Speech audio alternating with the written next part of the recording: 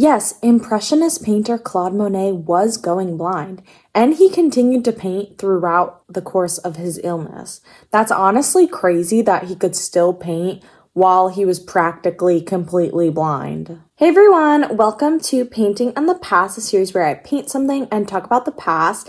Now, again today, we're going to be talking about one of my favorite painters, Claude Monet, who is an Impressionist painter. Now, it's unclear whether his name was Oscar Claude Monet or Claude Oscar Monet. Depending on where you get your information, different sources say different things. But he was born on November 14th, 1840 in Paris, France. His father, Adolphe, worked for the family shipping business, and his mother, Louise, took care of their family.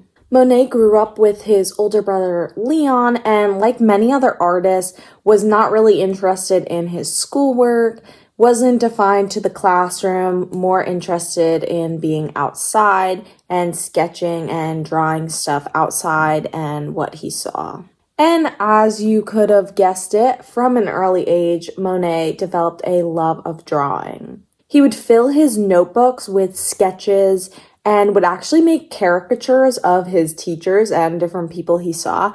And this is what he would be known for an extended period of time. It wasn't until he had met landscape painter Eugene Boudin that Monet started to explore the landscape painting world. Monet had attended the Barbizon School, where he was strongly influenced by other painters. And then from 1861 to 1862, Monet actually served in the military and was stationed in Algeria, but was later discharged for health reasons. Later on, Monet would win acceptance to the Salon of 1865, where he would be able to display two of his marine works alongside other landscape painters. Now, he would get a lot of critical acclaim for this, but at this time, he was still really struggling financially.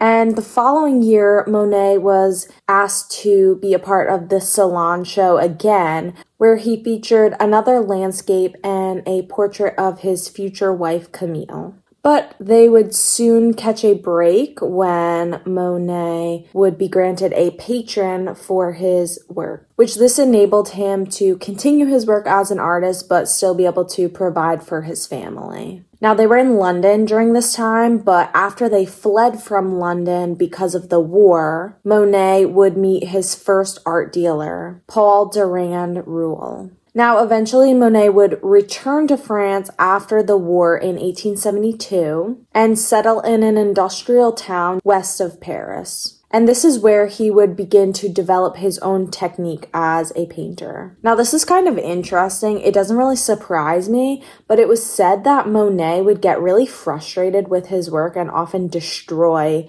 some of his paintings if he didn't like them. And it's believed that he destroyed up to like 500 of his paintings. That is insane. I understand it from like an artist perspective, but also if you think about like how many works he had to even create to destroy 500 of them, like that's kind of wild. Like those were the rejects. So like you can only imagine how many he actually kept, which maybe it was a lot less than what he destroyed. I don't know. But to destroy them, he would kick them, cut them, burn them. So they were definitely destroyed. In addition to these frustrations and outbursts as an artist, Monet also suffered from depression and a lot of self-doubt. As Impressionists grew, there was a society of 1874 which had an exhibition, and they had Monet exhibit some of his work, which this would prove to be a revolutionary turning point in his career. One of Monet's works that was displayed during this show was Impression Sunrise of 1873. Now, during this time, the term impressionist was actually used as a derogatory term against these artists because critics basically were saying that, like, these people were not real artists and they were creating, like, sketches instead of actual paintings and fully formed compositions. But after the show in 1874, Monet would continue to display work as part of the Impressionists until the 1880s. Now, the rest of Monet's life is kind of like sad and marked with tragedy. His wife Camille would die soon after childbirth in 1878, and then Monet would go on to marry a family friend named Alice, who was actually still married when they got married, but her husband was like traveling or something weird like that. Obviously, back then they didn't have phones, so like, unless you sent a letter, like, no one would know. So they would get married, and then she would actually die later on in 1911, and that would leave him severely depressed for the rest of his life.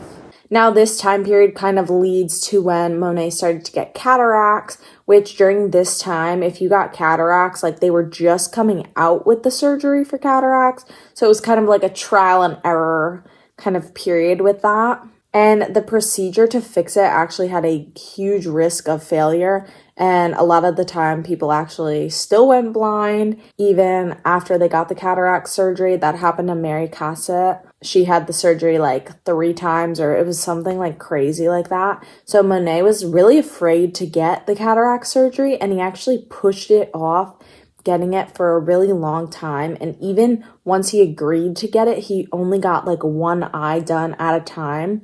Just in case he did go blind in that eye, he would still have another one to be able to paint. And we kind of saw that in his later paintings as like the colors kind of blended together and were like a little muddy and everything kind of just blends. It was because he couldn't see.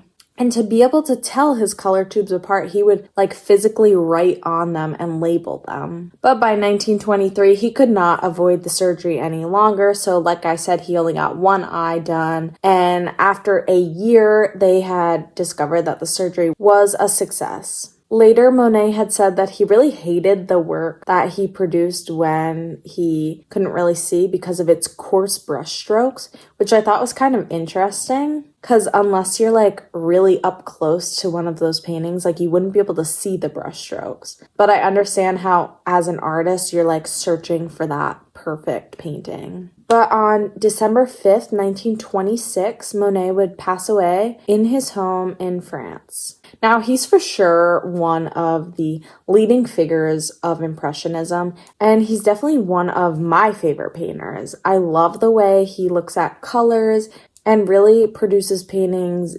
differently with his color values than other painters at the time. He created these nice, like almost pastel colors, but they were still vibrant, which is really nice because pastel colors can get muddy very quickly. But unfortunately, Monet really always doubted himself as a painter. He even said, "My only merit lies in having painted directly in front of nature, seeking to render my impressions of the most fleeting effects." Now, most art historians believe Monet accomplished much more than this, obviously, and he really helped engineer a new painting time period. He's most known for his paintings of his garden in France. That's where a lot of his landscape paintings take place. We see that in his Water Lily Pond series, and he often painted this scene over and over and over to get every color and detail as perfect as he possibly could. And this just goes to prove how much of a perfectionist he was.